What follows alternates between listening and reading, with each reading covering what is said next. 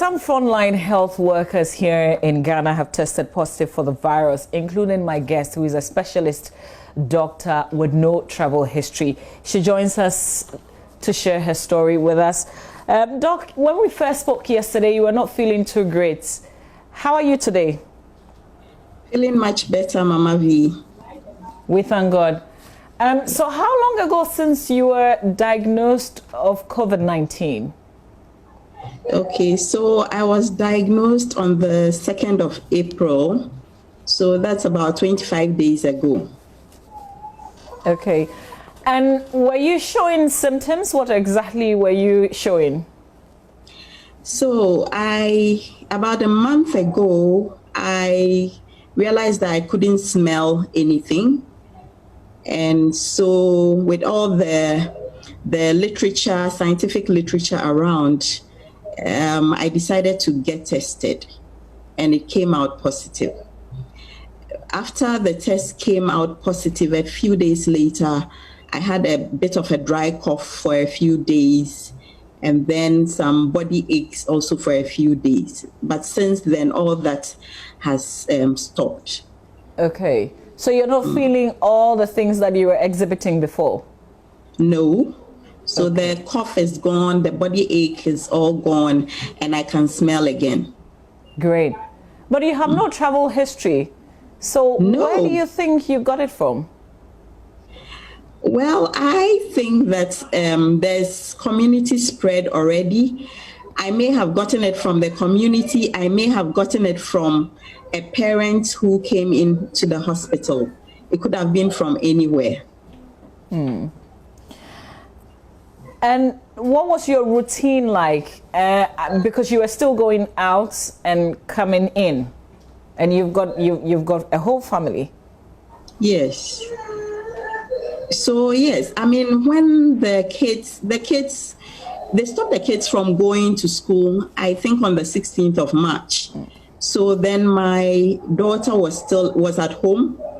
So I wasn't taking her to school then. So my routine then was just from home to work and back home. So that was all I was doing. We were not going to church either because the church services had been banned as well. Did you have fears when you were first tested that you probably would have given it to the children, for instance? Mama V, a lot of fears. So first of all, I had a fear. There was a lot of anxiety about what the test result would show. I was wondering whether it would turn out positive or negative. And if I tested positive, my one fear was, would I have spread the infection to my other colleagues at work? The nurses, the doctors, the ward mates that I had worked with. That was one problem that I had. Then secondly, I have a family at home. So my little girl and then the nanny who works with me, would I have spread the infection to them as well? So these were fears that went through my mind before the results came in. But thankfully, none of those fears turned out real. Yes, so my daughter tested negative. My colleagues at work also all tested negative. And that was a great source of joy to me. Unfortunately, my nanny she tested positive. But thankfully, by God's grace, we are all doing very well. Okay, great. So how are you managing with the situation because you're still at home, the children are there?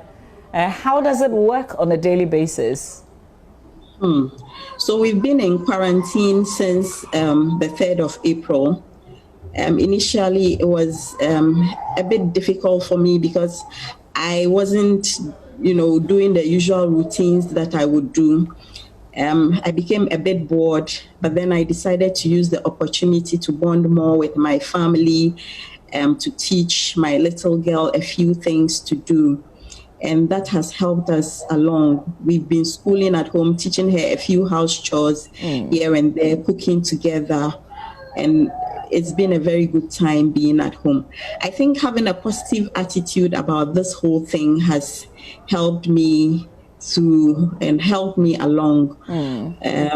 Even though I had my fears, every day came with its own challenges. There were days that I would wake up, have a little issue here and there. For example, if I wasn't coughing before and then I started coughing, then I would start asking myself whether the disease was going to get worse. You know, there were still the fears and the anxieties were all still there.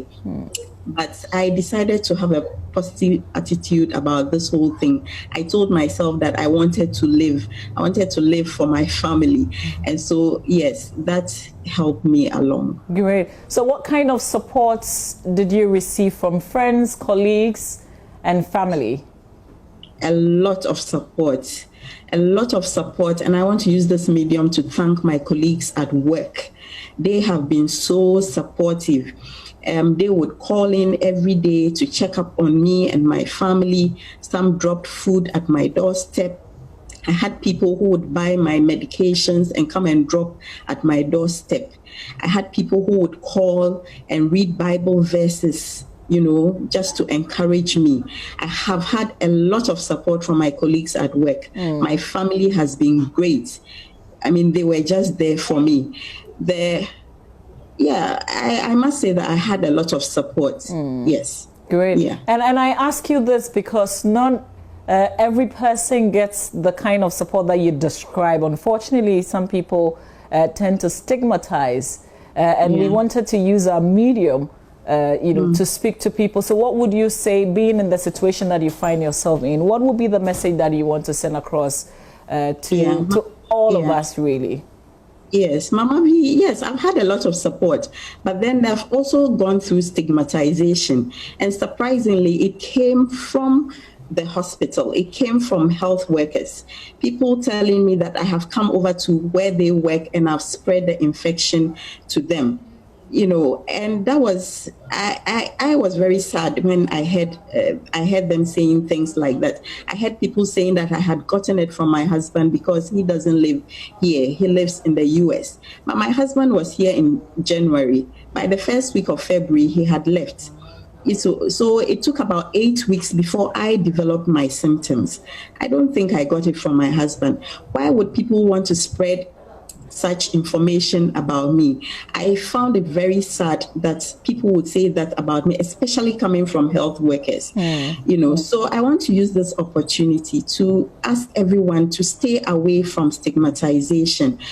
If you stigmatize people, they wouldn't come up and share their story. They would, if somebody is suffering from COVID-19 or has signs and symptoms of COVID-19, and then you spread all the rumors about the person, false information about the person, they wouldn't come out to openly seek help for their signs and symptoms. People will hide, and that will aid in the spread of the infection. And this infection, I must say, is no respecter of anybody.